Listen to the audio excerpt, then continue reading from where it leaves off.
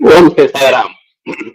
భగవాన్ దివ్య శ్రీచరణాలకు హృదయపూర్వక అభివాదాలు చేసుకుంటూ ఈరోజు మన ఏఎస్బి చెన్నై గ్రూప్లో మన ఆహ్వానాన్ని మన్నించి ముఖ్యమైనటువంటి అతిథిగా విచ్చేసి చక్కని ప్రసంగం ఇవ్వడానికి విచ్చేసినటువంటి శ్రీ గాద శ్రీరామచంద్రమూర్తి గారికి మనందరి తరఫున, మన ఎమ్మెల్యే గారి దంపతుల తరఫున స్వాగతం, సుస్వాగతం. ఈరోజు వారు రామాయణము బాలకాండ అంతరార్థము అనేటువంటి విషయం మీద మాట్లాడబోతున్నారు. ఈ సందర్భంగా వారిని సూక్ష్మంగా పరిచయం చేసుకున్నాం. వీరి పూర్తి పేరు శ్రీ గాద శ్రీరామచంద్రమూర్తి గారు. వీరికి ప్రస్తుతం 74 సంవత్సరాలు.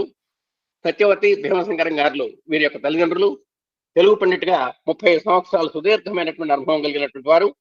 ప్రైవేట్ పాఠశాలలో గౌరవ ప్రధానోపాధ్యాయ పదవి నిర్వహించి ఎంతో మంది టీచర్లకు, విద్యార్థులకు ఆదర్శప్రాయంగా ఉన్నటువంటి టీచర్ గారైనా సంస్కృతాంధ్రాల్లో మంచి దిట్టమైనటువంటి పండితులు.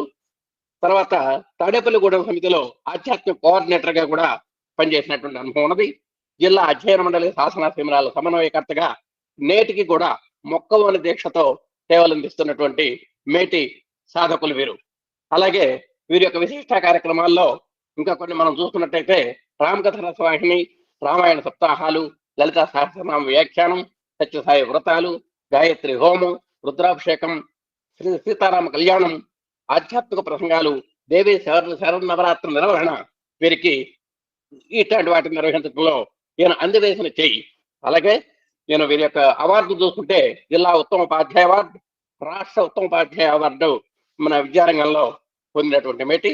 అలాంటి సంస్కృతాంధ్ర పండితులు, మరి శ్రీ సత్యసాయి తత్వ విచారణ తత్పరులు అయినటువంటి గాద శ్రీరామచంద్రమూర్తి గారిని నేడు రామాయణము బాలకాండ అంతరార్థం మీద చక్కని ప్రసంగం ఇవ్వవలసిందిగా మనందరి తరఫున హృదయపూర్వక స్వాగతం, సుస్వాగతం. సాయిరామ్ సార్. సాయిరామ్. భగవాన్ శ్రీ సత్యసాయీశ్వరి దివ్యచరణారంగా నమస్కరిస్తూ ప్రేమస్వరూపులైన అందరికీ కూడా సాయిరామ్. అట్లాగే మనహం సత్యబోధక సంస్థాపకులైనటువంటి శ్రీ లక్ష్మీనారాయణ గారికి, వారి శ్రీమతికి కూడా హృదయపూర్వక సాయిరాం తెలియజేస్తూ కార్యక్రమంలో ప్రవేశిస్తున్నాం. ఓ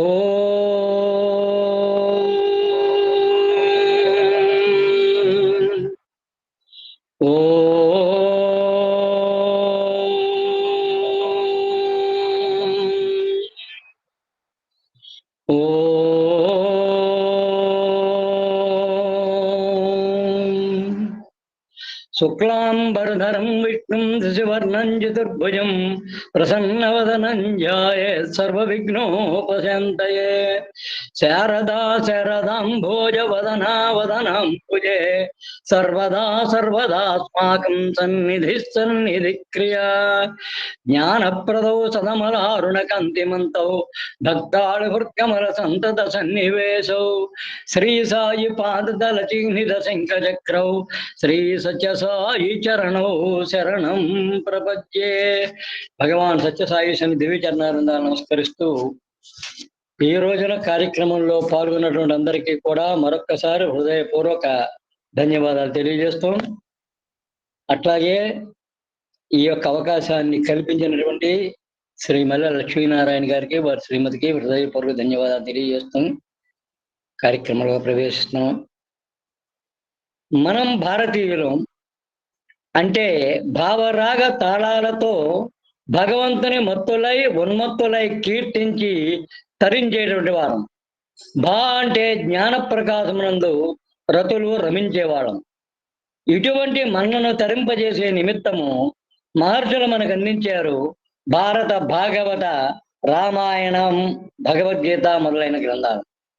వీటిని చదివేటప్పుడు కానీ, వీరిని గూర్చి చెప్పేటప్పుడు కానీ వాటిలోని అంతరార్థాన్ని అన్వేషించి అర్థం చేసుకోవాలి, విపులీకరించి విశదీకరించాలి. అప్పుడే వాటిని విన్నటువంటి, చెప్పినటువంటి వాటి సార్థకత. బాహ్యం కంటే భిన్నమైనది అంతరార్థం. అంతర్ అంటే లోపలనున్న, ఆ అంటే పరిపూర్ణమైన అర్థమనగా భావ ప్రతిపాదన. అంతరార్థం అంటే, అంతర్ అంటే లోపలున్న, ఆ అంటే పరిపూర్ణమైన, అర్థం అనగా భావ ప్రతిపాదన. మనము నిత్యం నిర్వహించే పూజలు మొదలుకొని హోమములు యజ్ఞయాగాదులు అన్ని కర్మలు కూడా అంతరార్థంతో కూడినవే. ఉదాహరణకు బ్రాహ్మణ క్షత్రియ వైశ్యులకు ఉపనయనం అనే కార్యక్రమం ఉంటుంది. దానికి మన వాళ్ళు ఏదో జందం వేస్తారురా అంటారు. ఉపనయనం అంటే జందం వేయటం కాదు, నయనానికి ఉపలో ఉండటం, అంటే జ్ఞాన నేత్రానికి సమీపంలోనికి రావటం. ఆ రోజే అతనిలోని జ్ఞాన నేత్రం తెరవబడుతుంది. ఈ కార్యక్రమంలోనే తోలు జందం వేయటం జరుగుతుంది. దాన్ని చర్మధారణ అంటారు. కానీ చర్మం అంటే మోక్షము అని అర్థం. మోక్ష ప్రాప్తికి ధర్మాచరణ ప్రారంభించడం అని అర్థం. ఆ చర్మంలో 3 రకాలైన మచ్చలు ఉంటాయి. అవి తెలుపు, ఎరుపు అంటే గోధుమ రంగు, నలుపు. ఈ 3 సత్వ రజస్తమో గుణాలకు ప్రతీకలు. ఈ మూడిటిలో మొదట తమో గుణాన్ని, తర్వాత రజోగుణాన్ని, ఆ పైన సత్వగుణాన్ని తొలగించుకొని గుణరహితుడైతే మోక్షం లభిస్తుందని చెప్పి అంతరార్థం. మరో ఉదాహరణ ఏంటంటే హోమం చేస్తాం. హోమంలో వేసే సమిధలు ఇంద్రియ ప్రవృత్తులు. నేయి మాయకు ప్రతీక.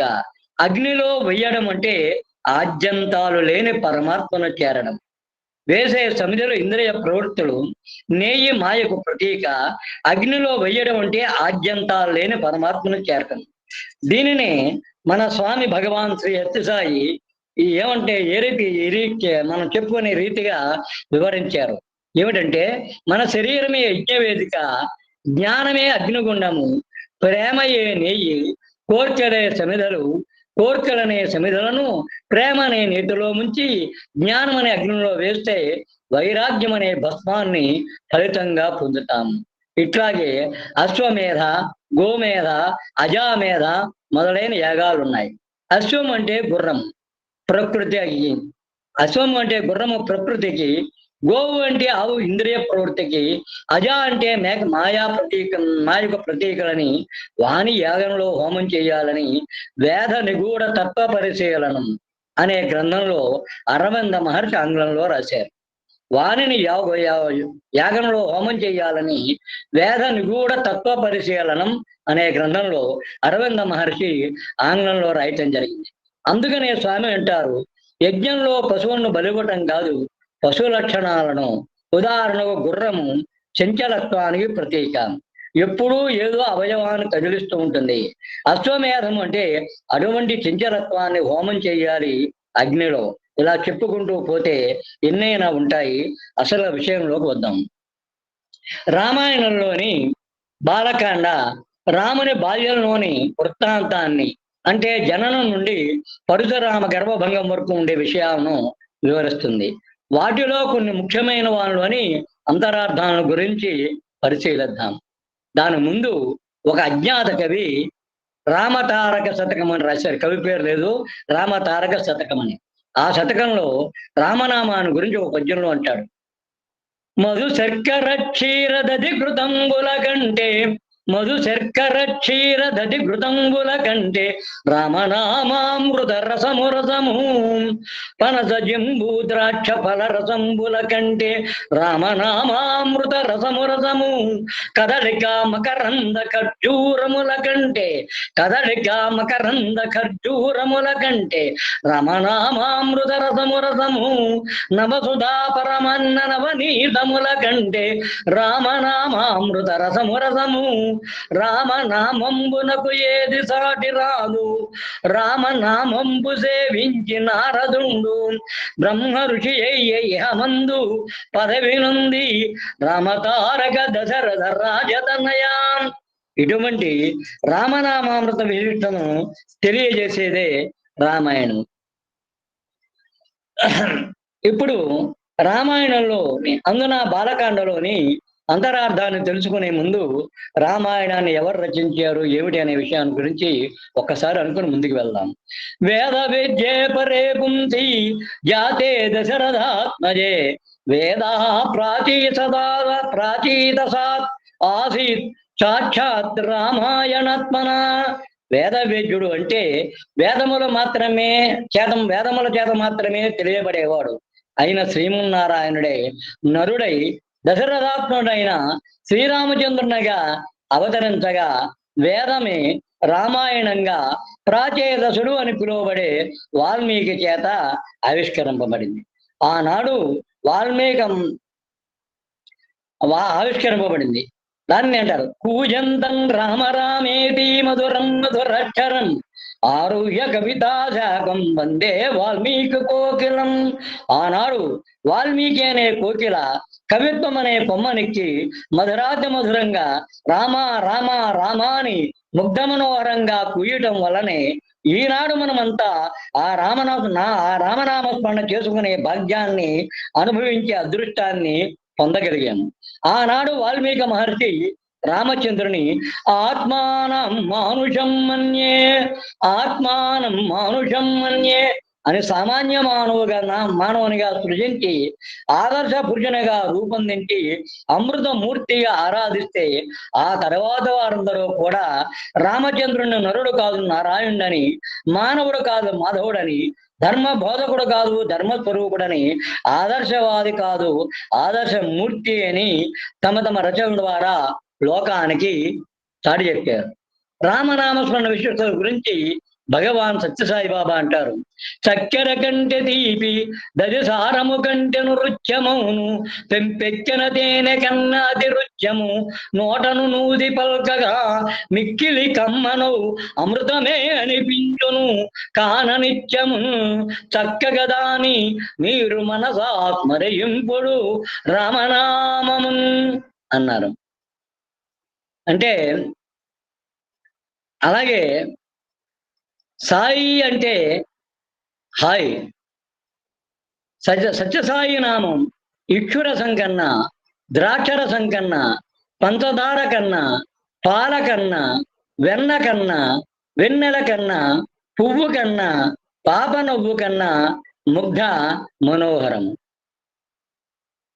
సాయి అనేటువంటి దాంట్లో సా ఆ ఈ అనే 3 అక్షరాలు ఉన్నాయి. సా అనేది సత్య బీజము. అది అశాశ్వతత్వం ఏదైతే ఉందో దాన్ని తొలగించి సత్యతత్వాన్ని దర్శింపజేస్తుంది. ఆ అనేటువంటిది అగ్ని బీజము మన పాపాల యొక్క గొట్టలన్నిటినీ కూడా నశింపజేస్తుంది. ఈ అనేది ఇందు బీజము. ఇందు అంటే చంద్రుడు. చంద్రుడు చల్లగా చల్లదనాన్ని కలిగించి దేహానికి ఆనందాన్ని ఎలా కలిగిస్తాడో అది మన దేహ తాపత్రయాలు ఏవైతే ఉన్నాయో అన్నిటినీ కూడా తెలిగి వస్తుంది. అందుకనే శ్రీరామ కర్ణామృతంలో రామనామాన్ని గురించి చెప్తూ అంటాడు, రామనామ జపతంకుతో భయం సర్వతాపశమనైక భేషజం పశ్యతాత మమ గాత్ర సన్నిధౌ పావకోపి సలిలాయతేధునా. రామనామం జపించే వాడికి భయం లేదు. అది సకల తాపాలను హరించేటువంటి ఒక దివ్య ఔషధం. చూడు నాయన, నా శరీరానికి దగ్గరగా ఉన్న అగ్ని కూడా నేను జపిస్తున్న రామనామ జప ప్రభావంచే జలంలా చల్లగా ఉంది అంటారు. ఈ రామనామం శ్రీమన్నారాయణ్ణి సహస్రనామాలకు అంటే విష్ణు సహస్రనామ స్తోత్రానికి దీటైనటువంటి ఒకే ఒక నామం. ఒకసారి పార్వతి శివునితో అంటుంది, కేనోపాయేన లఘున విష్ణోర్నామ సహస్రకం పశ్యతే పండితై నిత్యం శ్రోతుమిచ్చామ్యం ప్రభో. ఇది దేవత దేవుణ్ణి అడిగిన ప్రశ్న. అంటే వాళ్ళు ఎప్పుడూ కూడా వాళ్ళ కుటుంబ విషయాలు, స్వార్థ సప్రయోజనాలు గురించిన విషయాలు కాకుండా లోకక్షేమకరమైన విషయాలు మాట్లాడుకుంటూ ఉంటారు. అందుకే స్వామి ఇంటర్వ్యూలలో అన్ని ఆధ్యాత్మిక విషయాల గురించే చర్చ జరుగుతుంది. ఇందుకీ ఆమె ఏమని అడిగింది, ఓ ప్రభు, విష్ణు సహస్రనామాలకు సమానమైన ఏ ఒక్క నామాన్ని పండితులు నిత్యము పఠిస్తున్నారో దాన్ని వెరగువస్తున్నాను చెప్పు ప్రభు అంటుంది. ఇక్కడ ప్రభు అనే పార్వతి సంబోధించడంలో తన భర్త యావత్ విశ్వానికి అధిపతి అనే ఆనందము ఉంది ఆమెలో. ఇది ఆ ప్రభు అనే ఆమె సంబోధించడంలో ఉండేటువంటి అంతరార్థం. ఆయన అంటాడు అప్పుడు, శ్రీరామ రామ శ్రీరామ రామ రామేతి రమే రామే మనోరమే సహస్రనామ తత్తుల్యం రామనామ వరాననే. శ్రీరామ రామ రామ అని ముమ్మారు పలికితే అది విష్ణు సహస్రనామాలతో సమానంగా భావించబడుతుంది. ఇందులో రెండు ముఖ్య విషయాలు ఉన్నాయి. ఒకటి, పార్వతిని గురించి ఆయన 4 విశేషాలు వాడాడు. రమే, రామే, మనోరమే, వరాననే. రమే అంటే ఆనందాన్ని ఆనందింపజేసేదానా అని అర్థం. రామే అంటే అందమైనదానా అని అర్థం. మనోరమే అంటే మానసిక ఆనందంతో ప్రకాశించేదానా అని అర్థము. వరానన్ అంటే అందరికంటే అందమైనటువంటి ముఖము కలదానా అని అర్థం. అందుచేత అంటే పురుషుడు స్త్రీ పట్ల, స్త్రీ పురుషుని పట్ల ఏ రకమైన గౌరవాదరాలతో సంచరించాలో ఈ శ్లోకంలో చెప్పబడింది. ఇంకా రామ రామ రామ అంటే సహస్రనామాలు ఎలా అయ్యాయి అంటే సంఖ్యాశాస్త్ర పరంగా రా అనే అక్షరానికి 2 అనే విలువ, మా అనే దానికి 5 అనే విలువ చెప్పబడ్డాయి. ఒకసారి రామ అంటే 2 × 5 10 అని అర్థం. అలా 3 సార్లు రామ రామ రామ అంటే 10 × 10 × 10 1000 అని అర్థం. స్వామి రామ అనే పదానికి ఈ ఒక ఇచ్చిన నిర్వచనాన్ని గురించి ఒకసారి అనుకుందాం. రమయతి ఇది రామ, స్వామి చెప్పినటువంటిది. రమింపజేసేవాడు రాముడు, ఆనందింపజేసేవాడు రాముడు, ఆహ్లాదింపజేసేవాడు రాముడు, అమృతాన్ని అందించేవాడు రాముడు, ఆత్మతత్వాన్ని గ్రహింపజేసేవాడు రాముడు, ఆత్మలో లీనం చేసేవాడు రాముడు. అందుకనే రామాయణంలో దశరథుడు తన బిడ్డలకు నామకరణం చేయమన్నప్పుడు వశిష్ఠుడు కౌసల్య తనయును చూస్తూ రమంతే యోగినేనంతే నిత్యానందే చిదాత్మని ఇది రామపదే పరబ్రహ్మ.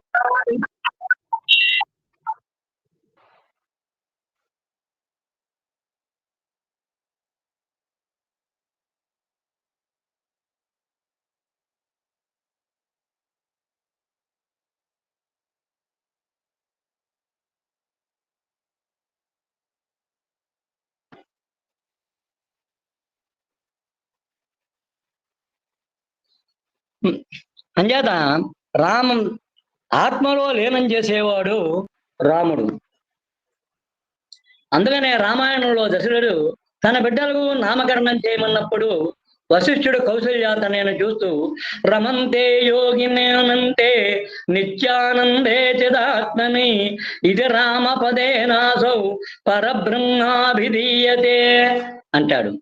అంటే చిదాత్మలో నిత్యానందాన్ని, పరబ్రహ్మానందాన్ని పొందటం కోసము యోగులే ఇతనితో రమిస్తారు కనుక ఇతని పేరు రాముడు అన్నారు.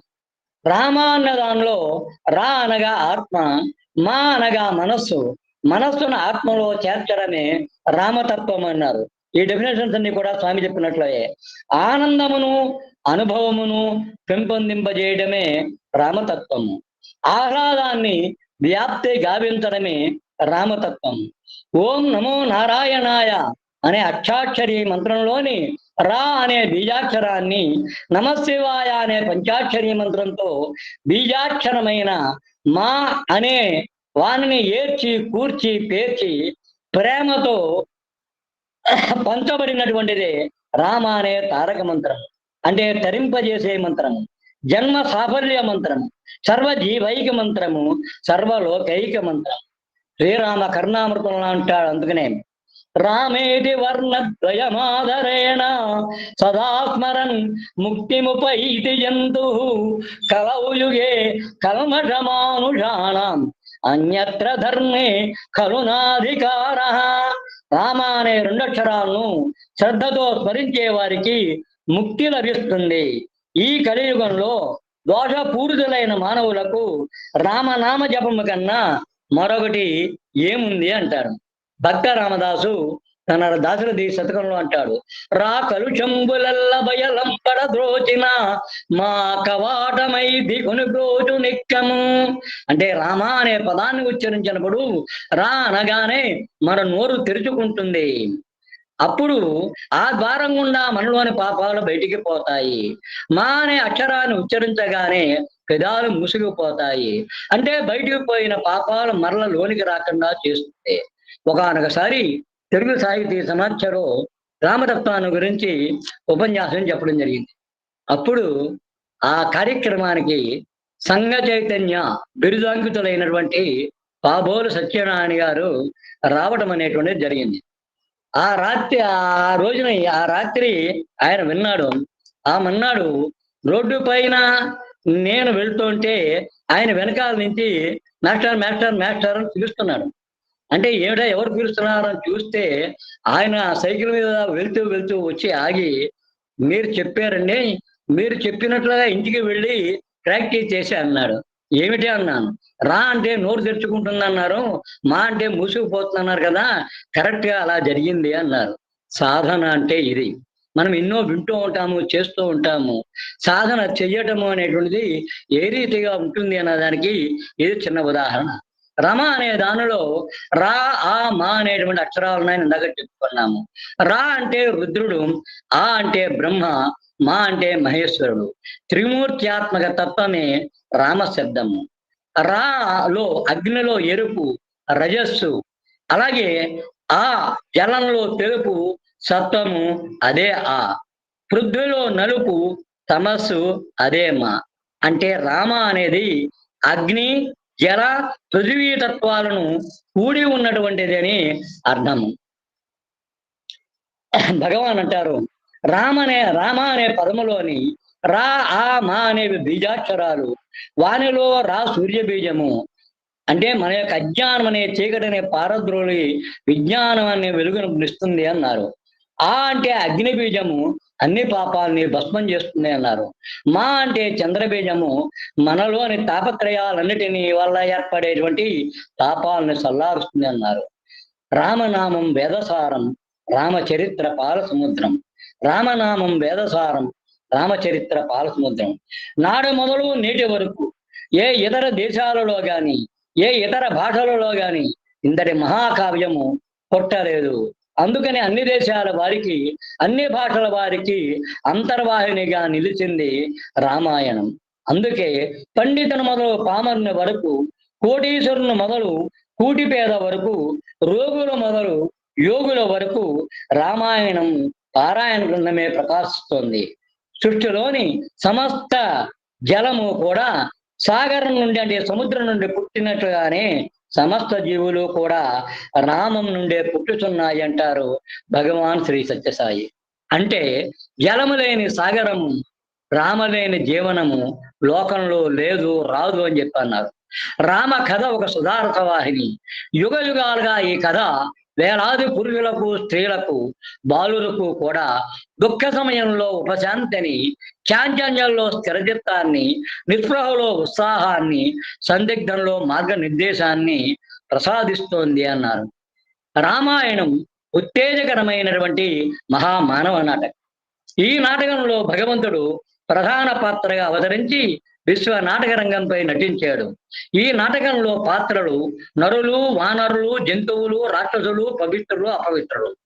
ఈ నాటకం మానవ హృదయ వీణాతంత్రులను మీటి కరుణ, విషాదం, ఆనందం, ఆరాధన, పారవశ్యం, శరణాగతి వంటి రసావేశాలను కలిగించి జంతుతత్వంలో మానవత్వంలో నిగూఢంగా ఉన్న దివ్యత్వాన్ని వికసింపజేస్తుంది. వాల్మీకి రామాయణ భాగములకు కాండములను పేరు పెట్టాడు. కాండము అనే దానికి జలము, చెరుకు అనే అర్థం ఉన్నాయి.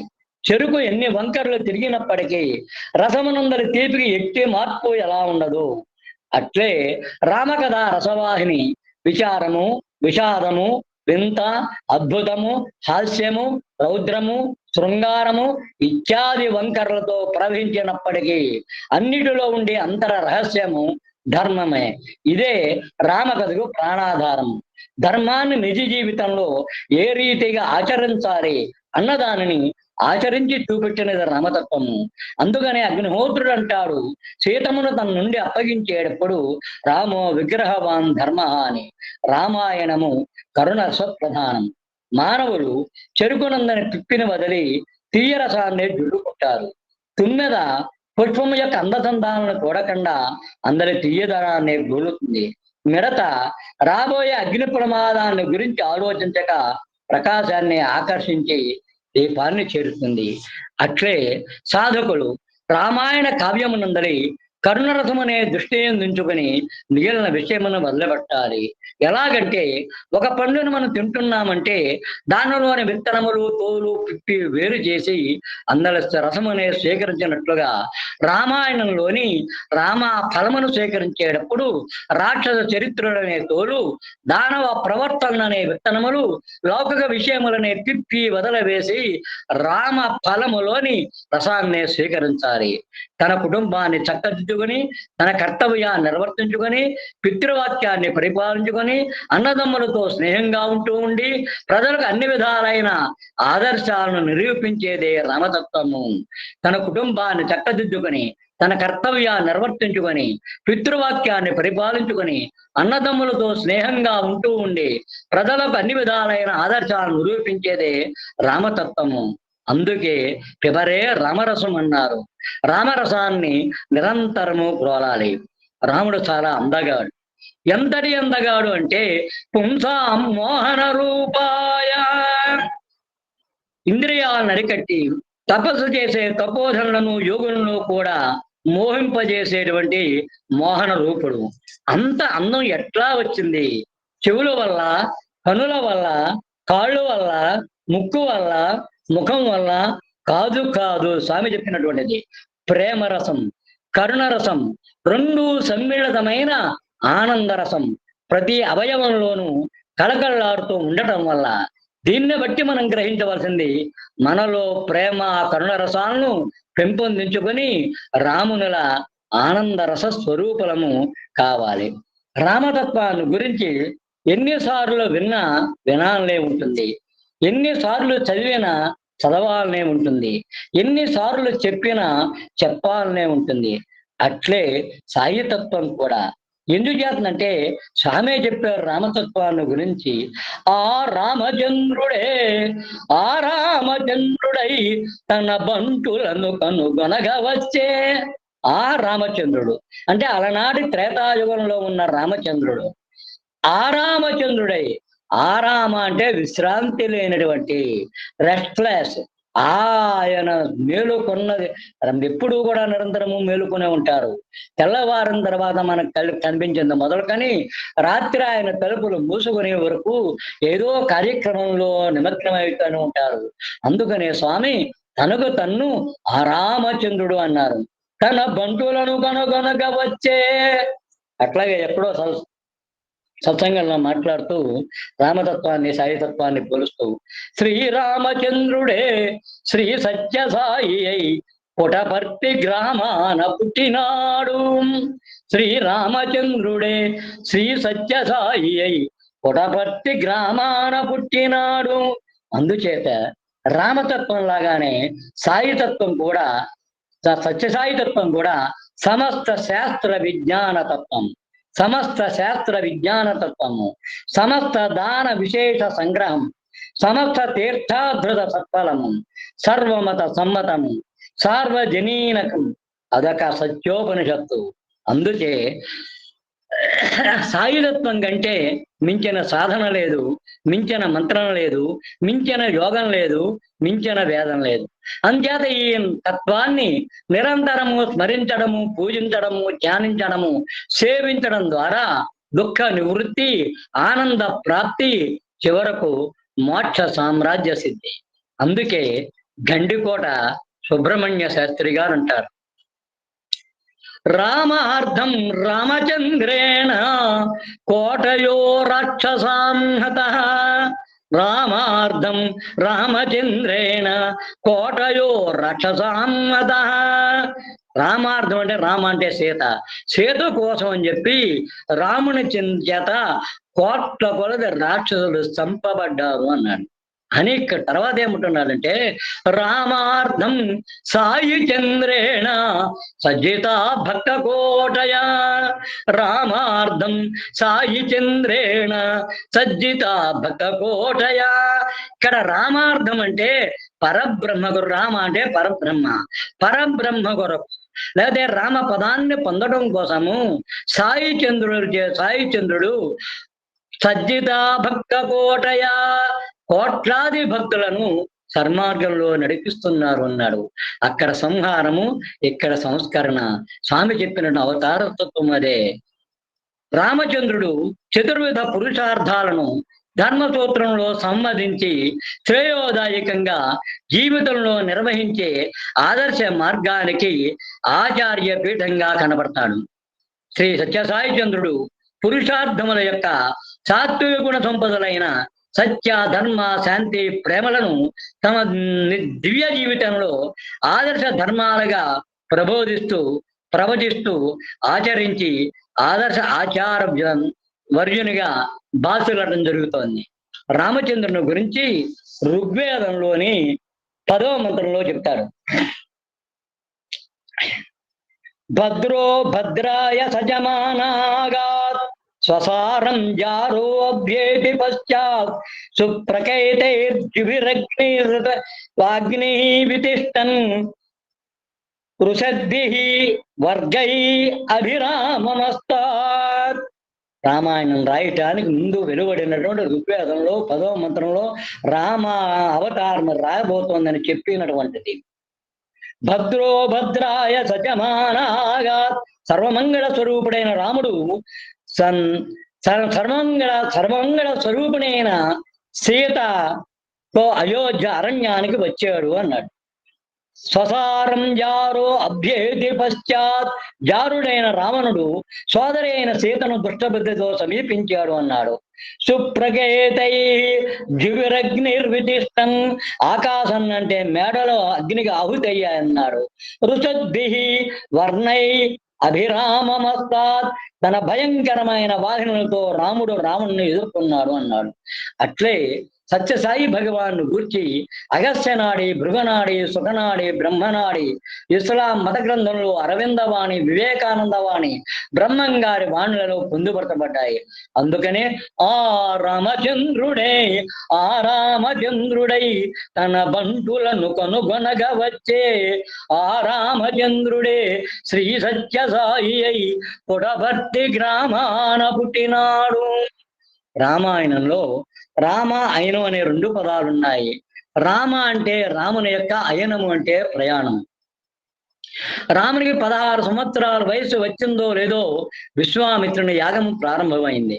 విశ్వామిత్రుని ఆగమనం నుండి ప్రారంభమై యజ్ఞశాల సంరక్షణ చేసి శివధనుస్సు విరిచి మహామాయాశక్తి అయిన సీతను చేపట్టి పరశురామునితో పోరాడి అయోధ్యానగరి చేరి తదుపరి అరణ్యమును ప్రవేశించి సీతాన్వేషణ జరిపి లంకాయాత్ర చేసి రావణ సంహారం జరిపి తిరిగి అయోధ్యకు చేరే వరకు హాయి స్థాయి లేకుండా శ్రీరాముని అయనం సాగింది. రామాయణం కేవలం రాముని యొక్క అయనం మాత్రమే కాదు, సీతాయనం కూడా. ఎందుచేతంటే రామ అంటే సీత అని అర్థం. సాధారణంగా భార్యాభర్తలకు రూప, గుణ, భావ, సంకల్ప ప్రవర్తనలలో వైవిధ్యం ఉండడం అనేటువంటిది సహజము. కానీ సీతారాముల చరిత్రలో నామములలో, ప్రవర్తనలో, గుణగణములలో, భావ సంకల్పములలో కూడా ఎట్టి భేదము అనేటువంటిది లేదు. ఒకనాడు రాముడు లేని సమయంలో హనుమంతుడు సీతను సందర్శించాడు. శ్రీరాముడే స్త్రీ రూపం ధరించాడా అనే సందేహం కలిగింది హనుమంతునికి. ఆ రూపాన్ని చూసి శ్రీరామచంద్రుడే అనుకున్నాడు. కన్నులు, ముక్కు, పెదవులు, పండ్లు, చెవులు రాములకు సీతకు ఏమాత్రము భేదం కనిపించలేదు. రామ స్వరూపం అది. ఇరువురిది ఏకరూపమే కాని భిన్న రూపాలు కావు. సీతాయనం కూడా రామాయణమే. రాముడు ధర్మస్వరూపుడు, లక్ష్మణుడు శ్రద్ధాస్వరూపుడు, భరతుడు భక్తి స్వరూపుడు, శత్రుఘ్నుడు శక్తి స్వరూపుడు. స్వామి అన్నటువంటిది. రాముడు ధర్మస్వరూపుడు, లక్ష్మణుడు శ్రద్ధాస్వరూపుడు, భరతుడు భక్తి స్వరూపుడు, శత్రుఘ్నుడు శక్తి స్వరూపుడు. ధర్మమునకు అండ శ్రద్ధ, భక్తికి కవచము శక్తి. కనుకనే రామలక్ష్మణులు ఒకవైపున, భరత శత్రుఘ్నులు మరి ఒక వైపున తమ యాగములను అయినాల్ని ప్రారంభించి దేశవ్యాప్తి గావించారు. అదే రామాయణం. ఇక కథలోనికి వస్తే, దశరథుడు అనే రాజు అయోధ్యను పరిపాలిస్తున్నాడు. ఇతడ దశరథుడు అంటే 5 కర్మేంద్రియములు, 5 జ్ఞానేంద్రియములతో కూడిన ఈ దేహము అనే రథమే దశరథుడు. అయోధ్య అంటే యోధులు ప్రవేశించడానికి వీలు లేనిది. లోక సంబంధమైన శత్రు యోధులు మన శరీరాన్ని జయించవచ్చేమో కానీ లోక సంబంధమైన శత్రు యోధులు మన శరీరాన్ని జయించవచ్చేమో కానీ వారికి మన హృదయాన్ని జయించడం సాధ్యం కాదు. అందుచేత ఎటువంటి శత్రుయోధులు జయించి ప్రవేశించడానికి వీలు కానిది హృదయ సామ్రాజ్యం, అదే అయోధ్య. ఈ అయోధ్య నగరానికి 3 ద్వారాలున్నాయి. అవే సత్వరజస్తమో గుణాలు. వారే కౌసల్య, కైక, సుమిత్రులు అనే దశరథుని భార్యలు. సత్వగుణం కౌసల్య, అనాసక్త హృదయ, కోరికలన్నిటినీ పరిత్యజించిన విరక్తి హృదయ. ఆమె గార్హస్థ్య జీవితంలో ఉన్న యోగిని వంటిది. తమోగుణం సుమిత్ర. తమోగుణం ఏ గుణాన్ని ఆశ్రయిస్తే దాని వెంట నడుస్తుంది. కౌసల్యను అనుసరించింది, ఉత్తమ గుణసేవ చేత ఉజ్వలమైంది సుమిత్ర. కానీ తమోగుణ ప్రభావం చేత యజ్ఞ పాయస పాత్రను పోగొట్టుకుంది. రజోగుణ స్వరూపిణి అయినటువంటి కైక, అసూయకు కోపానికి ప్రతీక అయినటువంటి స్త్రీ ఆమె. మందర మాటలను విని తాను అమితంగా ప్రేమించిన రాముని అరణ్యవాసానికి పంపడమే కాక భర్తను పోగొట్టుకుని నిందల పాలైంది. ఎందుచేత? అహంకారం రజోగుణ ప్రధాన లక్షణం. అంటాడు, నుదుటి కస్తూరి బొట్టు చదునుగా దీప్తియు ముసలిది వరదన్న మొగము తుడుచు. నుదుటి కస్తూరి బొట్టు చదునుగా తీర్చియు ముసలిది వరదన్న మొగము తుడుచు. చక్కగా అందంగా కస్తూరి బొట్టు తిలకాన్ని దిద్దుకుంటే బావలేదు తుడిచేయంటే మందర వెంటనే తుడిచేసేదిట. తన కుంకుమ బొట్టును తానే తుడుచుకున్నటువంటి వ్యక్తి కైక. ఎందుచేత? ఆమె మందర చేతిలో కీలుబొమ్మ అందుకునే కుంకుమ బొట్టును కోల్పోవడం అనేటువంటి జరిగింది. తాను కోల్పోవడమే కాదు, మిగతా ఇద్దరికి కూడా లేకుండా చేసింది. ఇంత క్రితం రాముడు పేరును వశిష్ఠుడు పెట్టడంలో అంతరార్థం తెలుసుకున్నాం. ఇక్కడ సుమిత్ర కుమారులో పెద్దవాడిని చూసి వశిష్ఠుడు ఇతడు శౌర్య వీర్యములను ప్రదర్శిస్తూ లక్ష్మీ సంపన్నుడై లక్ష్మీనారాయణ సేవని తన శ్వాసగా భావించి ఆచరిస్తాడు కనుక ఇతడు లక్ష్మణుడు అన్నాడు. అటుపైన 2వ వాడిని చూసి ఇతడు శత్రువులను నాశనము చేసి అన్న అడుగుజాడను అనుసరించి శాంతచిత్తుడే ప్రవర్తిస్తాడు కనుక ఈతడు శత్రుఘ్నుడు అన్నారు. ఆ పైన కైకేయి కుమారుని చూపి ఇతడు తన అంతఃకరణములను ప్రేమానందములతో నింపుకొని ధర్మ ప్రవృత్తి కలిగి ప్రజలకు భరణ పోషణలను కావిస్తూ ఉంటాడు కనుక భరతుడు అని నామకరణం చేశారు. 3 భార్యలు 3 రకాలైన స్వభావాలు కలవారైనప్పటికీ అన్యోన్యంగా జీవించేవారు. అందుకనే సుమిత్ర పాయస పాత్ర పోగొట్టుకున్న కౌసల్య, కైకలు తమ తమ పాత్రలలోని సగం సగం ఇచ్చి సుమిత్ర 2 బిడ్డలకు జన్మనివ్వడానికి కారణమయ్యారు. పుత్రకామేష్టి యాగం వల్ల దశరథుడు సంతాన భాగ్యాన్ని పొందాడు కనుక పుత్ర సంతానం కోరేవారు రామాయణం బాలకాండలోని 15 సర్గలు ఉదయం పూట 20 రోజుల పాటు పరిశుద్ధంగా పారాయణ చెయ్యాలి. అది చేసేటప్పుడు భార్య కూడా వినాలి. 20 రోజులు చేసేటప్పుడు భార్య కూడా వినాలి. ప్రతినిత్యము నెయ్యి కలిపిన పాయసం శ్రీరామచంద్రుని నివేదించి భార్యాభర్తల ప్రసాదంగా స్వీకరించాలి. అట్లే సుఖప్రసవ కోసము 18వ సర్గ శ్రీరామావతార ఘట్టం గర్భిణీ స్త్రీకి వినిపించేటట్లుగా పారాయణం చెయ్యాలి. ప్రసాదం ఏదైనా నివేదన చెయ్యాలి. శ్రీ రామలక్ష్మణ భర్త శత్రుఘ్నులు నిందన ప్రవర్ధమానమవుతున్నారు. రాముని చెంత లక్ష్మణుడు, భరతుని చెంత శత్రుఘ్నుడు నడవసాగారు. ఇది కౌసల్య, కైకల వద్ద నుండి సుమిత్ర పాయసాన్ని పంచుకున్న ఫలితం. అయితే వీరు నలుగురు ఒకరిని వీడి మరొకరు ఉండలేకపోయేవారు. వీరిని స్వామి చతుర్వేద స్వరూపులుగా పోల్చడం అనేటువంటి జరిగింది. రాముడు ఋగ్వేదము, లక్ష్మణుడు యజుర్వేదము, భరతుడు సామవేదము, శత్రుఘ్నుడు అథర్వ వేదము. ఈ విధంగా 4 వేదాలు పిల్లల అయోధ్యలో ఆడుకుంటున్నాయి. వీరు యజ్ఞపురుషుడు ఇచ్చిన పాయసం వల్ల జన్మించారు. పాయసం తయారు చేసేటప్పుడు అందులో 4 భాగాలు ఉంటాయి. 1 బియ్యము, 2 నీరు, 3 పాలు, 4 బెల్లము. బియ్యంలో మొదట నీరు ఇంకుతుంది, ఆ తరువాత పాలు, ఆ పైన బెల్లము ఇంకుతాయి. బియ్యం లాంటి వాడు రాముడు, నీరు లాంటి వాడు లక్ష్మణుడు, పాల లాంటి వాడి భరతుడు, బెల్లం లాంటి వాడు శత్రుఘ్నుడు. తత్వ సంగ్రహ రామాయణంలో చెప్తాడు, విష్ణువే రాముడు, ఆదిశేషుడే లక్ష్మణుడు, శంఖమే భరతుడు, చక్రమే శత్రుఘ్నుడు. తత్వ సంగ్రహ రామాయణంలో చెప్తాడు, విష్ణువే రాముడు, ఆదిశేషుడే లక్ష్మణుడు, శంఖమే భరతుడు, చక్రమే శత్రుఘ్నుడు. అంటే విష్ణువు సేవలో ఆదిశేషుడు తరించినట్టు రాముని సేవలో లక్ష్మణుడు తరించాడు. శంఖము ఏ విధంగా భగవన్నాదాన్ని వెలువరించి జనులకు ఆనందం కలిగిస్తుందో, నిరంతరము తన గళం నుంచి భగవన్నామాను వెలువరించి భరతుడు తరించాడు. చక్రము ఏ రీతిగా దుష్ట శిక్షణ శిక్షరక్షణ గావిస్తుందో ఆ రకంగా చేసి తరించిన వాడు శత్రుఘ్నుడు. దశేంద్రియాలతో కూడిన దశరథుడు దశరథుడు అనే శరీరం జీవ సంపుటితో ఉండాలి. అది ఉంటే శరీరము చైతన్యం అవుతుంది. ఆ జీవ సంపుటి ఆత్మ రాముడు, సంస్కారం లక్ష్మణుడు, బుద్ధి భగవంతుడు, మనస్సు శత్రుఘ్నుడు. అందుకే దశరథుడు అనే శరీరము బ్రతకలేదు. సంస్కారం, బుద్ధి, మనస్సు అనేవి దూరమైతే, అందుకే దశరథుడు అనే శరీరం సంస్కారం, బుద్ధి, మనస్సు అనేవి దూరమైతే బ్రతకలేదేమో కానీ ఆత్మ దూరమైతే బ్రతకలేదు. రాముడు ఉంటే అందరూ ఉన్నారు, అతడు లేనిదే ఎవరూ లేరు.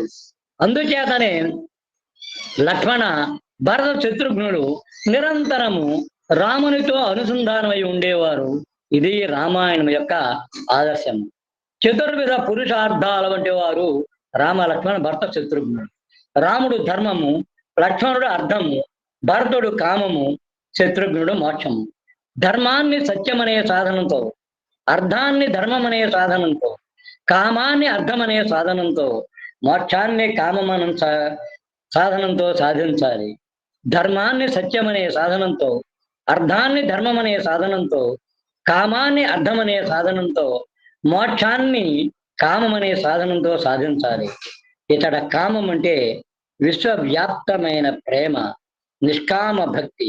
ఇది మోక్షం అంటే శమధమాలతో నిశ్చలత్వాన్ని సాధించేటువంటి సాధన. శమము అంటే శీతోష్ణములను సమదృష్టితో స్వీకరించడము. దమము అంటే ఇంద్రియ నిగ్రహం. రాముడు ప్రేమతత్వము, లక్ష్మణుడు ఆత్మార్పణ తత్వము, భరతుడు శరణాగతి తత్వము, శత్రుఘ్నుడు సేవాతత్వము. రాముడు ప్రేమతత్వము, లక్ష్మణుడు ఆత్మార్పణ తత్వము, భరతుడు భక్తి శరణాగత తత్వము, శత్రుఘ్నుడు సేవాతత్వము. ఈనాడు ఈ తత్వాన్ని సత్యసాయి సంస్థలకు అన్వయించుకోవచ్చు. ప్రేమతత్వమైన శ్రీరాముడే శ్రీ సత్యసాయి. ప్రేమతత్వమైన శ్రీరాముడే శ్రీ సత్యసాయి. ఆత్మార్పణ తత్వమైన లక్ష్మణుడే శ్రీ స్వామి భక్తులు. అంటే అనన్య చిత్తంతో, శరణాగత భావంతో, ఆత్మార్పణ బుద్ధితో భజించి సేవించేవారు. శరణాగతి తత్వమైన భరతుని ప్రతిరూపాలే భజన మండలం. సేవాతత్వమైన శత్రుఘ్నుని ప్రతిరూపాలే సేవాదళం. అందుచేత రామ లక్ష్మణ భరత శత్రుఘ్నుడు లోకానికి ఆదర్శాన్ని అందించడానికి మాత్రమే గురుకులంలో చేరి విద్యను అభ్యసించారు. తీర్థయాత్రలు, క్షేత్రయాత్రలు ఆ తర్వాత చేసి వచ్చారు. ఎందుచేతనంటే అపరావిద్యలన్నీ ఉన్నప్పటికీ కూడా పరావిద్య లేనిదే ధర్మానికి బలం చేయకూడదు. అంతేకాదు, లేత వయసులోనే ఉత్తమ సంస్కారాలు బాలురులో అలవడాలి అనే సత్యాన్ని అనుసరించి కూడా విశ్వామిత్రుడు తన యాగ సంరక్షణకు సమర్థులు రామలక్ష్మణులైన సంకల్పించుకొని దశరథుని వద్దకు వస్తారు. విశ్వామిత్రుడు ధనుర్వేద సారాన్ని అంతా పరమశివుని అనుగ్రహంతో మంత్ర రూపంగా తన యందు సిద్ధింపజేసుకున్నవాడు. ఆయన శరీరం నిండా మంత్రాలే. ఒక్కో రక్తపు బిందువుకు ఒక్కో మంత్రము, ఒక్కో మహాస్త్రము. ఇందులో దేనిని ప్రయోగించైనా యాగ సంరక్షణ చేసుకోగలడు. అయితే రాముడిని ఎందుకు ఎంచుకున్నాడు అంటే, రాముడు ధర్మ నిర్వహణ కోసము ధర్మ సంస్థాపన కోసము అవతరించిన నారాయణుడు. అట్టివాడు మహావృతమైన అంతఃపురంలో చిక్కుకున్నాడు. పంజరంలో చిక్కుకున్న చిలుక అది, సరోవరంలో చిక్కిన పరమహంసది. దానిని వెలుపలికి తీసుకువచ్చి జాగృతం చెయ్యాలి. ఆ జాగృతుడు కావాలి సిద్ధుడు. ఆ సిద్ధుడు మాయను జయించగలగాలి, చేతను స్వీకరించాలి. ఇది విశ్వామిత్రుని మాస్టర్ ప్లాన్. రాముడు ధర్మ నిర్వహణ కోసం, ధర్మ సంస్థాపన కోసం అవతరించిన నారాయణుడు. అట్టివాడు మహావృతమైన అంతఃపురంలో చిక్కుకున్నాడు. పంజరంలో చిక్కిన చిలుకది, సరోవరంలో చిక్కిన పరమాంతది. దాన్ని వెలుపలికి తీసుకువచ్చి జాగృతం చేయాలి. ఆ జాగృతుడు సిద్ధుడు కావాలి. ఆ సిద్ధుడు మాయను జయించగలగాలి, సీతను స్వీకరించాలి. ఇది విశ్వామిత్రుని మాస్టర్ ప్లాన్ అంటారు. కాదు కాదు, ఇది రామేచ్ఛ, శ్రీరామ సంకల్పము. రామేచ్ఛ లేనిదే చీమైనా కుట్టదు, ఆకైనా రాలదు, ఏ జీవైనా చలించదు. అట్లే ఈనాడు శ్రీ సత్యసాయీశ్వర ఇచ్ఛతోనే శ్రీ సత్యసాయీశ్వర ఇచ్ఛతోడనే సూర్యుడు ప్రకాశిస్తున్నాడు, మేఘాలు వర్షిస్తున్నాయి, వాయువు వీస్తున్నాడు, నక్షత్రాలు ప్రకాశిస్తున్నాయి, చంద్రుడు శీతల కిరణాలను వెదజల్లుతున్నాడు. అందుచేత విశ్వామిత్రుడు రాగానే రామలక్ష్మణ భర్త శత్రువులకు కబురు వెళ్ళింది. వాళ్ళు వచ్చారు. రాగానే రాముడు మొదట కౌసల్య మాతకు, తర్వాత సుమిత్ర కైకలకు నమస్కరించాడు. ఆ తర్వాత తండ్రి అయిన దశరథునకు, ఆ పైన గురువైన వశిష్ఠునకు, చివరిగా అతిథిగా వచ్చిన విశ్వామిత్రునకు నమస్కరించాడు. మిగిలిన సోదరులు కూడా అలానే చేశారు. అంటే మాతృదేవో భవ, పితృదేవో భవ, ఆచార్య దేవో భవ, అతిథి దేవో భవ అన్న వేద సూక్తిని ఆచరించి చూపించాడు. యాగ సంరక్షణార్థము రామలక్ష్మణుని తనతో పంపమని విశ్వామిత్రుడు దశరథుని అడుగుతాడు. అంతేకాదు రాముని గూర్చి అంటాడు, అహం వేద్మి మహాత్మానం రామం సత్యపరాక్రమం వశిష్ఠోపి మహాతేజ ఏచే మే తపసిస్థితా. రాముడు మహాత్ముడని నేను ఎరుగుతున్నాను. అతడు అప్రతిహత పరాక్రమం కలవాడు. ఈ విషయమును తేజోవంతులైన వశిష్ఠుడును ఇతర మునులను ఎరుగుదురు అంటాడు.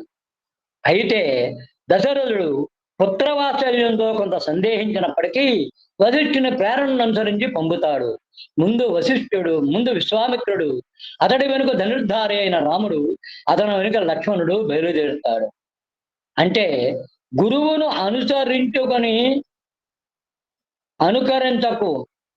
గురువును అనుసరించు కానీ అనుకరించకు. అనుకరణ అనర్థహేతువు, అనుసరణ ఆధ్యాత్మ హేతువు. గురువును అనుసరించారు, గురువు వెనకాల వెళ్ళారు. గురువును అనుసరించు కానీ అనుకరించకు. అనుకరణ అనర్థహేతువు, అనుసరణ ఆధ్యాత్మ హేతువు అన్నారు. మార్గ మధ్యంలో సరయూ నదీ తీరాన్ని విశ్వామిత్రుడు ఆచమనం చేసి శుచిమంతుడు కానీ రామచంద్రునికి చెప్పి ఆకలి దప్పికలు లేకుండా చేసేవి, బడలకు తెలియకుండా చేసేవి, రాక్షసులను సంహరింపజేసేవి అయిన బలి అతి బల అనే విద్యలు ఉపదేశిస్తాడు. శ్రీరామచంద్రుడు స్వీకరిస్తాడు. దీన్ని బట్టి మనం తెలుసుకోవాల్సింది, సమర్థుడైన గురువు బుద్ధి కుశలుడైన శిష్యుడు ఉన్నప్పుడు జ్ఞాన ప్రవాహానికి అడ్డు ఉండదు. సమర్థుడైన గురువు బుద్ధి కుశలుడైన శిష్యుడు ఉన్నప్పుడు జ్ఞాన ప్రవాహానికి అడ్డు ఉండదు. నగరం దాటి అరణ్యంలోకి ప్రవేశించే వరకు శ్రీరామచంద్రుడు విశ్వామిత్రుడికి సేవలు చేస్తే ఆ తర్వాత అవతార మూర్తికి ఆ విశ్వామిత్రుడే సేవలు చేస్తాడు. ప్రయాణ బడలకితో సుకుమారులైన రామలక్ష్మణులు వడలు మరిచి నిద్రపోతారు. తెల్లవారులు మెరుపుగా ఉండి వాళ్ళ కాపలా కాస్తాడు విశ్వామిత్రుడు. తెలతెలవారుతుంటే కౌసల్య సుప్రజా రామ పూర్వా సంధ్యా ప్రవర్తతే ఉత్తిష్ట నరశార్దూల కర్తవ్యం దైవమానికం అని విశ్వామిత్రుడు సుప్రభాతాన్ని పలికి రామచంద్రుడిని మేలుకొల్పుతాడు. వారు ప్రయాణం సాగిస్తుంటే తాటక అనే యక్షిని వీరిపై పడి చంపబోతుంది. రాముడు స్త్రీ కదా అని చంపడానికి సంచయిస్తూ ఉంటాడు. అలా సంచయిస్తుంటే చీకటి పడే సమయం వస్తుంది. చీకటి పడే సమయం అయితే రాక్షసుల యొక్క బలము పెరిగిపోతుంది. ఆ సమయంలో వాడిని సంహరించడానికి వీలు కాదు. అందుచేత విశ్వామిత్రుడు అంటున్నాడు, నహితే స్త్రీవధ కృతే గృణాకార్యో నరోత్తమ చాతుర్వర్గహితార్థాయ కర్తవ్యం రజసూన. చాతుర్వర్గహితార్థాయ కర్తవ్యం రజసూన. ఆడుదానిని సంహరించడం నీచ కార్యమును నువ్వు భావించవద్దు. 4 కులముల వారికి హితమైన కార్యమును రాకుమారుడు తప్పక చెయ్యాలి అంటాడు. దానితోటి రాముడు తాటకిని సంహరిస్తాడు. తాటక వధానంతరము వారు విశ్వామిత్రుల వారి సిద్ధాశ్రమం చేరుకుంటాడు. విశ్వామిత్రుడు యజ్ఞం ప్రారంభిస్తాడు. మారీచ సుబాహులు విజృంభిస్తారు. మారీచుని మానవాస్త్రంతో శ్రీరాముడు సముద్ర తీరానికి అవతల 100 యోజన దూరంలో పడేటట్లు వేస్తాడు. సుబాహుని ఆగ్నేయాస్త్రంతో ఇతర రాక్షసుల్ని వాయవ్యాస్త్రంతో సంహరిస్తాడు. యజ్ఞం సమాప్తం అవుతుంది. అప్పుడు విశ్వామిత్రుడు లాంటి మహర్షి అంటాడు రాముడి దగ్గరికి వచ్చి, అలవని పదాలు, కృతార్థోష్మ మహాబాహో కృతం గురువచస్త్వయా సిద్ధాశ్రమమిదం సత్యం కృతం రామ మహాయశ. సిద్ధాశ్రమమిదం సత్యం కృతం రామ మహాయశ. మహాబాహుడవు, మహాయశోవంతుడు అయిన ఓ రామ, నీ వల్ల నేను కృతార్థుణ్ణి అయ్యాను. నీ తండ్రి ఆజ్ఞను నిర్వర్తించావు. నువ్వు ఈ ఆశ్రమం పేరు సార్థకం చేసావు అని చెప్పి ఆ రాముణ్ణి విశ్వామిత్రుడు ప్రశంసిస్తాడు. అయితే తర్వాత మిథులకు ప్రయాణమై వెళ్తారు. త్రోవలో వారి పూర్వీకుల వృత్తాంతాలు ఎన్నయో తెలియజెప్తాడు విశ్వామిత్రుడు. ఎందుచేత మన పూర్వీకుల ఘన చరిత్రను తెలుసుకొని మనం కూడా ఆ మార్గంలో ప్రయాణించి వంశ ప్రతిష్టలను నిలబెట్టాలి అనే తలంపుతోటి. అయితే ఆ వెళ్ళేటువంటి దోవలో అహల్య పడి ఉంటుంది. అంటే గౌతమ మహర్షి యొక్క శాపం వల్ల. గౌతమ మహర్షి ఏమని శాపం ఇచ్చాడంటే, ఇహ వర్ష సహస్రాని బహూని త్వం నివస్యసి, ఇహ వర్ష సహస్రాని బహూని త్వం నివస్యసి, వాయుభక్ష నిరాహార తప్యంతి భస్మశాలిని. అంటే నువ్వు సంవత్సరాల తరబడి 1000 సంవత్సరాల పాటు ఇక్కడ ఆ గాలి పీలుస్తూ ఆహారం లేకుండా దుమ్ముతో కప్పడిపోయి ఉండు అని చివరిసారిగా ఆమె ప్రార్థనలకు కరుణించి శ్రీరాముని పాదస్పర్శచే నువ్వు పునీత అవుతావన్నాడు. అప్పుడు నేను స్వీకరిస్తాను అన్నాడు. ఈ రకంగా త్రోవలో అహల్య శాప విమోచనాన్ని కావిస్తాడు. రామలక్ష్మణులు మిథులకు చేరుకుంటారు. జనక మహారాజు స్వాగతం పలుకుతాడు విశ్వామిత్రుడికి, రామలక్ష్మణులకి కూడా. విశ్వామిత్రుడు ఆజ్ఞానుసారము జనక మహారాజు శివధనుస్సును తెప్పించగా ముని అనుమతితో శివధనుర్భంగం కావిస్తాడు రామచంద్రుడు. అయోధ్య నుండి అందరూ తరలి వస్తారు. శ్రీరామునికి సీతనిచ్చి, లక్ష్మణుకు ఊర్మిళనిచ్చి, భరతునకు మాండవనిచ్చి, శత్రుఘ్నుకు శృతకీర్తనిచ్చి కళ్యాణం మహదానందంగా కన్నుల పండుగగా జరుగుతుంది. అయితే ఇక్కడ ఆ సమయంలో శ్రీరామకర్ణామృతంలోని మంగళప్రదమైన శ్లోకము పఠించబడటం జరుగుతుంది సీతారామ కళ్యాణం జరిగేటప్పుడు. అదే ఇప్పుడు అన్ని శుభలేఖల్లోనూ మొట్టమొదట వేసేది. జానక్యాత్ కమలాంజలి పుటేయా పద్మరాగాయిత న్యస్తారాఘవ మస్తకే విలసత్కుంద ప్రసూనాయిత స్రస్తా శ్యామల కాయకాంతి కలిత యాయింద్రనీలాయిత ముక్తాస్తా శుభదా భవంతి భవతాం శ్రీరామ వైవాహిక. ఇందులో పురోహితుల వారు సీతమ్మ చేతిలో తెల్లని ముత్యాలు వేశారు.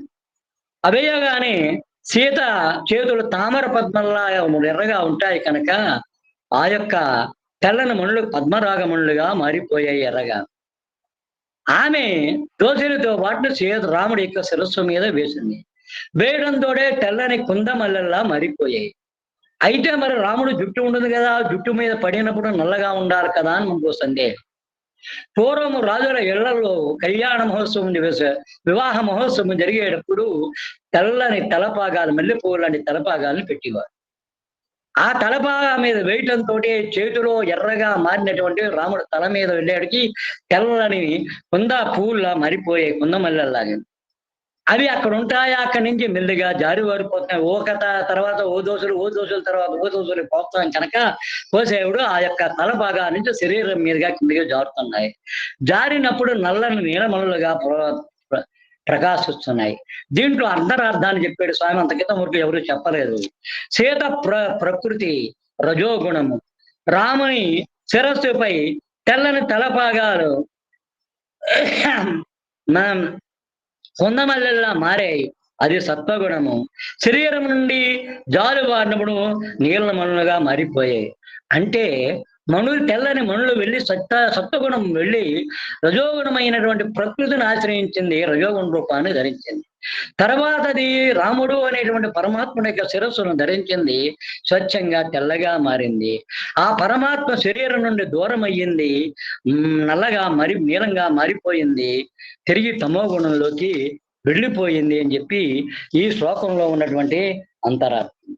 అలాగే ఇంకా ఇక్కడ రాముడు తాటక అనేటువంటి రాక్షసుని సంహరించాడు, అహల్యకు శాపమోచనం గావించాడు, శివధనుర్భం గావించాడు, అలాగే సీతను చేపట్టాడు. దాంట్లో ఉండే అంతరార్థాన్ని స్వామి చెప్తారు. తాటక అనే తమో గుణాన్ని సంహరించాడు అంటే తాటకని సంహరించాడు అంటే తనలో ఉండే తమో గుణాన్ని సంహరించాడు అని. అలాగే రహస్యలో రజోగుణం, ఆ రజోగుణం ఏమిటంటే నేను చాలా అందగత్తెను అనేటువంటి, నేను చాలా అందగత్తెను అనేటువంటి అహంకారాన్ని సంస్కరించాడు. శివధనస్సు అనే మోహాన్ని విడిచివేశాడు. శివధనస్సు అంటే మోహం, దాన్ని విడిచాడు. సీత అనే బ్రహ్మజ్ఞానాన్ని చేపట్టాడు. అంచేత సీతారాముల కళ్యాణము ప్రకృతి పరమేశ్వరుల కళ్యాణము, జీవాత్మ పరమాత్మల సంయోగము, జీవుడికి జీవేశ్వరుడికి మధ్య జరిగే లోక కళ్యాణము, రమింపజేసే తత్వానికి బ్రహ్మజ్ఞాన తత్వానికి జరిగినటువంటి అనుసంధానము. అయితే పరశురాముని గర్వభంగం అనేది అహంకారం నశిస్తే దివ్యత్వం ద్యోతకమవుతుంది అనే దానికి సంకేతము. అంచేత ఇక్కడ శ్రీరాముడు విశ్వామిత్రులోని అహంకారము తొలగించి తన దివ్యత్వాన్ని దర్శింపజేసినట్లుగా స్వామి కూడా ఒక దిగంబరయోగి చేశారు. దాంట్లోకి వద్దాం. సత్యసాయి రాముడు కూడా వృషభగారులు పెట్టిన స్త్రీలోని తమో గుణాన్ని వాటిలా కక్కేయడం ద్వారా తొలగించాడు. మాంత్రికుడు పెట్టిన కఠినమైన బాధలను ఓర్పుతో సహించి రజోగుణాన్ని సంస్కరించాడు. హంపి మున్సిపల్ కమిషనర్ ఇచ్చినటువంటి కాలర్ పిన్ను పోగొట్టడం ద్వారా మోహాన్ని తొలగించుకున్నాడు. కర్తవ్యాన్ని గుర్తించి మానస భజరే గురుచరణం అనేటువంటి పాఠను ప్రబోధించడం ద్వారా బ్రహ్మజ్ఞానాన్ని స్వీకరించాడు. అట్లాగే విశ్వామిత్రుడి గర్వభంగం రాముడు చేసినట్లుగా దిగంబర సన్యాసికి బోధ చేసి అహంకార నిర్మూలనం గావించి తన దివ్యావతార లక్ష్యతత్వాన్ని స్వామి బోధించడం అనేటువంటిది. చివరగా ప్రతి అవతారం ప్రతి అవతారానికి అది వెలిసిన కాలాన్ని బట్టి, అవస్థలను బట్టి, వ్యవస్థలను బట్టి కొంత భేదం ఉండటం అనేటువంటిది సహజము. శ్రీరాముడు గార్హస్య ధర్మాన్ని స్వీకరించి అవతార పురుషుడయ్యు సాధకుని వలె వ్యవహరించాడు. శ్రీ సత్యసాయి రాముడు అవతార ధర్మంతో పాటు ఆచార్య సంప్రదాయాన్ని స్వీకరించి తన దివ్య జీవితాన్ని సాగించి తన దివ్య తేజంతో దివ్య మహిమలతో సదా ఆనందమూర్తే అవతార తత్వాన్ని వ్యక్తీకరించారు. జీవితంలో సంసార సంఘ పరిత్యాగం చేసి ఆచార్య సంప్రదాయాన్ని అనుసరించారు. ఈయన ఆచార్యులుగా మార్గాన్ని చూపిస్తూ అవతార పురుషులుగా తామే దైవమని ప్రకటించారు. గతి గమ్యము రెండు తానేనని ప్రకటించినటువంటి ప్రత్యేక అవతార తత్వము శ్రీ సత్యసాయి రామతత్వం. ఆత్మ రామునిగా యావత్ చరాచర జీవకోటిలో సంస్థితులై ఉన్నారు. అందుచేత మనం ఎంతో కూడా అదృష్టవంతులము, ధన్యజీవులము.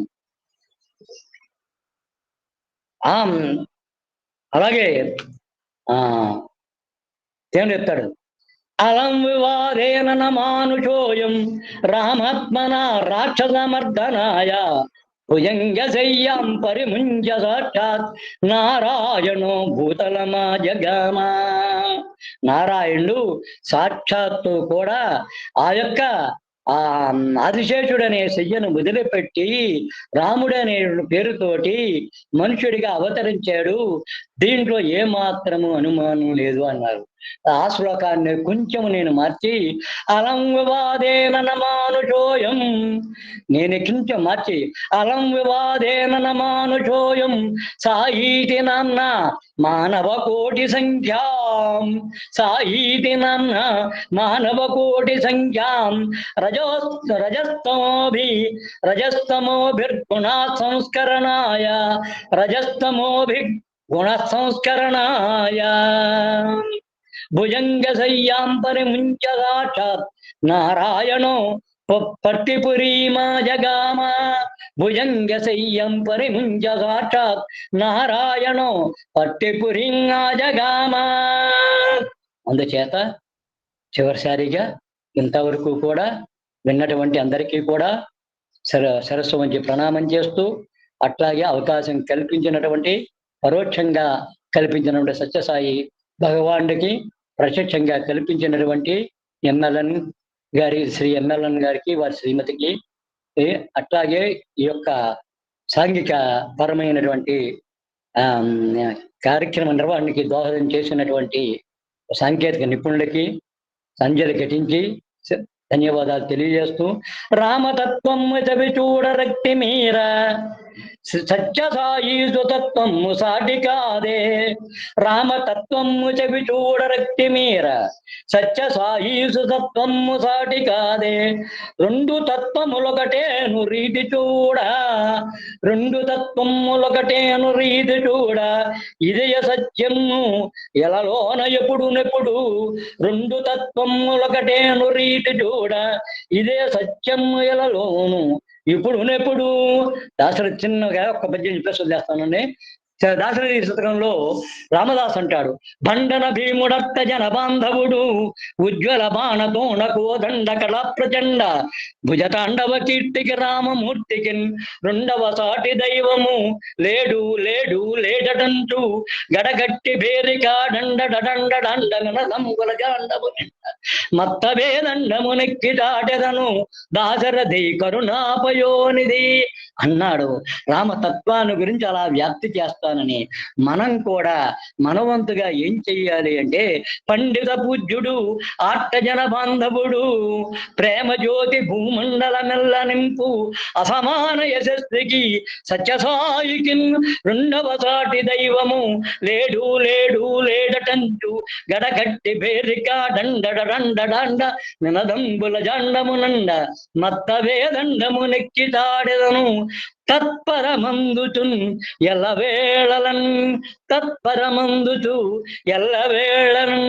ఆయనతో లయమైపోతూ ఎప్పుడూ కూడా మనము ఆ సత్యసాయి భగవాను యొక్క తత్వాన్ని దశ దిశలా చాటాలని, అందరికీ అటువంటి అవకాశాన్ని, అనుగ్రహాన్ని ప్రసాదించి స్వామి మనందరినీ కూడా కంటికి రెప్పలా కాపాడుతూ సంరక్షించాలని చెప్పి, ఇటువంటి అనేక అనేక సత్సంగాలను వినటం ద్వారా మన జీవిత యానంలో మార్పులు తెచ్చుకొని మనము కూడా ఒక రాముడిగా, ఒక లక్ష్మణుడిగా, భర్తుడిగా, శత్రుఘ్నుడిగా అలాగా మారిపోయి సాయితత్వంలో ఐక్యవాన్ని, అటువంటి శక్తిని, ఆసక్తిని, అనుగ్రహాన్ని మనందరికీ ప్రసాదించాలని చెప్పి మనందరి తరపుని ఆ సత్యసాయి శ్రీరామచంద్రుని ప్రార్థిస్తూ, మంగళం కోసలేంద్రాయ మహనీయ గుణాత్మనే చక్రవర్తి తనూజాయ సర్వభౌమాయ మంగళం, మంగళం సత్యసాయీశ మధురార్థ ప్రదాయనే ఈశ్వరాంబ తనూజాయ పట్టివాసాయ మంగళం. సాయిరామండి.